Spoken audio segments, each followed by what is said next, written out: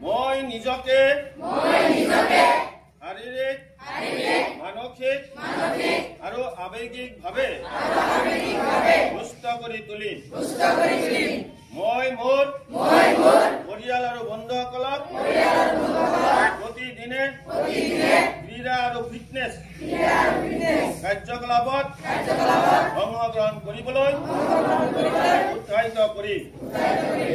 মই খেলা প্ৰতিটো খেলত শ্ৰেষ্ঠতা সন্মান আৰু বন্ধুত্ব অলিম্পিক মূল্যবোধ হৃদয়ঙ্গম কৰিবলৈ চেষ্টা কৰিম বুলি সংকল্প গ্ৰহণ কৰিলো।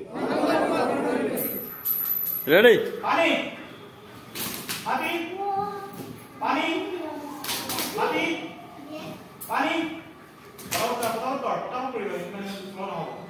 মাটি পানী মাটি পানী উঠা বাহ বাহ বাহ